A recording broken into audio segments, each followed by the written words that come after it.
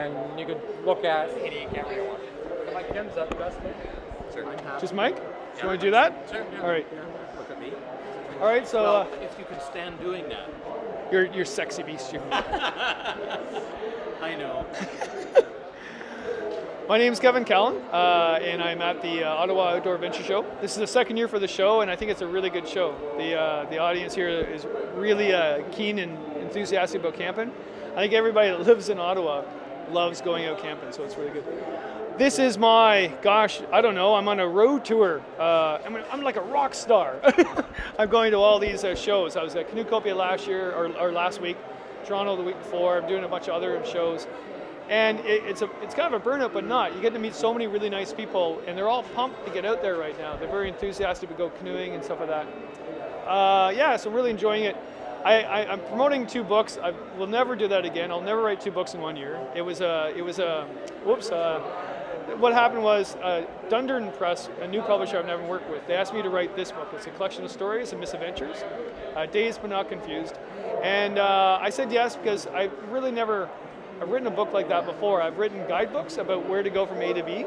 And I always think the more important thing about a canoe trip is what happens between A and B.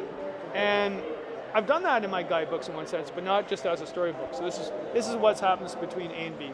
There's chapters in there about why I'm an idiot. There's also chapters about making love in a canoe, very important. I'm a canoe virgin still working on that.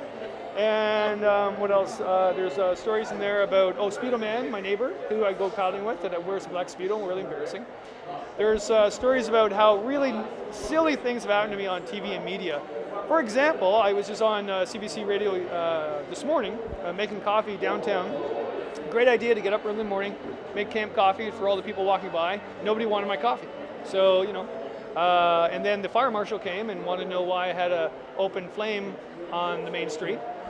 And I was, the day before, I was on TV showing how to make a bush martini. So I have all this alcohol, and I was giving some alcohol to the technicians. And it was like, it was 6 in the morning. It was a good time to drink. So we ended up doing that, and the producer comes by and says, that's not a good idea, because the guys behind you, they're on next. They're all undercover cops. And we're not sure if it's legal for you to actually be serving alcohol to everybody on TV. I'm blabbing. So this is what that book's about. This one is a cookbook. Margaret Howard, she's a nutritionist and a chef.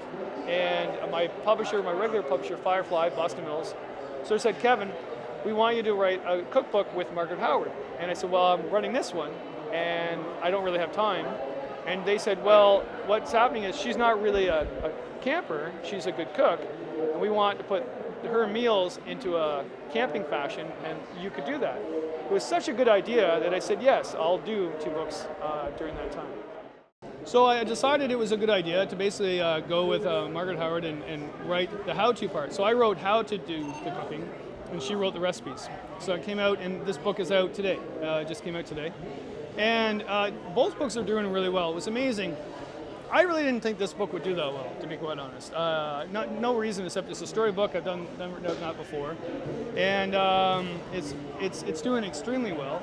And I don't know why I'm telling you that, but basically I was surprised with it's not a guidebook, so I was a little nervous about that.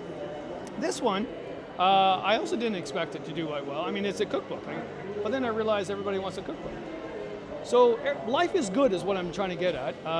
Both books are doing quite well. The neat thing about it though is that once your project comes out, you try to keep your mind focused on these, but I wrote these like almost a year ago. So my brain is actually what I'm doing next. And I'm all excited about doing it. I don't know what I'm doing next, I haven't figured that out. But I just want to make sure that it's a good project, good meaningful project, and has me in the wilderness a lot. Have you been able to get into the wilderness doing the books? It's a really good question. A lot of people say, are you so busy you can't go out? I have a really huge golden rule, and that is to make sure I do go out. 60 days a year on average. And if I don't, my wife gets very upset because I get very cranky. And last year I put a film out for the first time, and it did really, really well. And there's a documentary, and then I was asked to stay and do more touring. Because it was doing so well. And I said, absolutely not. And because my first trip starts in May, and I go right to the fall. And they said, why would you do that? I mean, your projects are doing so well. Why would you go off in the woods? I went, well, where do you think I get the material from? I mean, I don't get it from sitting inside or traveling on an airplane, traveling somewhere to speak. I mean, I love doing that stuff, but there's a certain point where you must go out in the wilderness. The main reason about what I get from the wilderness is every single culture in this planet is from wilderness, or were aliens dropped here long ago. I'm not sure which one, but I think it's from where we're from the wilderness. And we reconnect with it once we're out there. I think the main message, though, is make sure you're out there more than a few days. The weekend warrior thing is great if that's all you have time for, but you will never reconnect with nature on a weekend. You need 5, 6, 7 days to reconnect and have a good time out there and really enjoy it and not be phobic about bears and about bad weather. So I just love it. I'm very addicted to it. I'm very thankful my family loves it. My wife loves going on canoe trips. We're already starting to plan our trip, where we're going this year, probably Pakasaw coastline or something like that. My daughter has been going since she was 6 weeks old. Most beautiful moment last year, we did a 12-day canoe trip across Algonquin Park. I was on CBC radio and talking about it, and she got on the radio, and the host said, well, 12 days is a long time to go out. And she goes, oh, you don't get out much, do you? And it was a golden moment, because like she thinks when she goes back to school that all kids, that's what they do in the summer. And that's what all Canadian kids should do, is go canoeing in the summer. Do you do any connecting with children or try to draw them into this kind of environment? Yeah, I've done that for years. My background is in outdoor education, so I've worked at camps, worked at schools. I still teach part-time at a college. I've been doing that for 23 years. The last 6 years I've been teaching students at risk. There are high school students that aren't doing well in high school, so we take them to college and we're outdoors all the time. And they go and do a course that's, in their mind, meaningful. So, last week we did tracking ID and how to identify animal poop. That's very meaningful. And so they ended up, we have 84% passing rate, meaning that these students that weren't even going to get through high school, 84% of them finish high school and then go to post-secondary. So it does really work. It's something the education people need to know and act on. The nice thing about that, I think they are, because the program is expanding and no plug has been pulled yet for financing. So obviously they know it's working, because what's happening now is the students aren't getting through education because they're not motivated, right? And you need to motivate them. And I hear a lot about, we got to get the kids outdoors. They're playing games too much and watching TV, and they are. I mean, I see that myself. But I do know that if you get them out, they will like it. But you have to get them out for a solid time. And I did a trip last year for some kids, and we only had time for one night. I said, guys, one night to them is a party. They'll actually have fun and say to all their friends, yeah, we survived a bear attack, and that's about it. But if they go out for 5 days, it will change their life. And a number of years ago, I had a job where I would take, really troubled youth, prostitutes. I had a job taking prostitutes. I can't believe I'm telling you that on. I had a job taking prostitutes out in the woods for a month. And they were basically under the age of 17 that broke the law, and they were at homes in Toronto, that sort of thing. So they did a bunch of things, right? And what I did later on in life is I went to find them and asked them and interviewed them. I said, what happened to you? And some were at Kingston Penn, but others were, one was a principal of a high school, one was a Air Force pilot. But every single one of them, even the one at Kingston Penn, said that trip had a meaningful thing in their life. It switched them. It meant something. The reason why is when you're in the woods, you are who you are. You can't fake your character. There's no facade.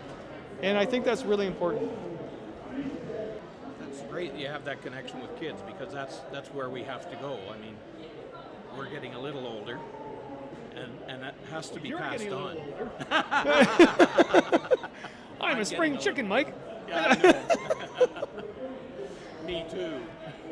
It is true. I'm 49, and I've seen a lot of changes in life, and I really wish a lot more people went out. I think if they go out, I remember Kirk Whipper came up to me. He was a legendary canoeist and part of the Canoe Museum. And a number of years ago, he came up to me. He goes, Kevin, you're like a squirrel, You're so hyper, and you're doing all these things, all these meaningful things, trying to change the world, save the world. And he goes, the problem is that you're going to burn yourself out by doing it. So he goes, you got to choose one thing and do it well. And he said, what I do well is I get people enthused to go out in the woods and let them go out in the woods. Then they'll protect it when wilderness becomes a problem, when it becomes in danger. But if people don't go out and not connect with it, they'll just let it pass by. They'll let the companies destroy it. They'll let corruption corrupt. And I think if we can get all people to go outdoors, especially young people, they'll actually stop the insanity. So. I like your attitude. Mike and I are going on a canoe trip. Yeah. You hear that? Yeah. He's older though, so I'm not sure if he'll make it, but you know. Well, I rather like the paddling style of your partner over in the pond. Just lie back in the canoe and let you do the work. That was such an honor. I don't know if you know Colin Angus, but he's like really well known. The guy's amazing, right? And I love this thing about the outdoor people. They're literally like normal people. And I said, Colin, you want to go canoeing? Yeah, okay, come. Like he's a legend, right? Yeah, all right, sure. He didn't paddle that much. I noticed that. The guy might have gone around the world, but he was falling asleep in the canoe, for heaven's sakes. I swear, like he said, it took him 2.5 years to go around. If he actually paddled properly, it would take him half a year. You know, like, gosh. You must have a very nice smooth stroke, Yes. so that he can just lie there. Yeah, right. Lazy, bloody.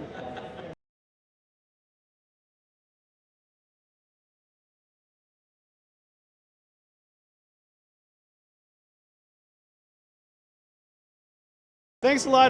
The whole blog, the Trail Swag thing, Evan's done a great job. Love it. I actually look at it all the time. I don't know how he finds the time to do it, to be quite honest. It's become an obsession with him. But it's so good that he's got that and got a lot of followers and get people getting more excited about it. So good for you. Yeah, I still won't go canoeing with you, but yeah.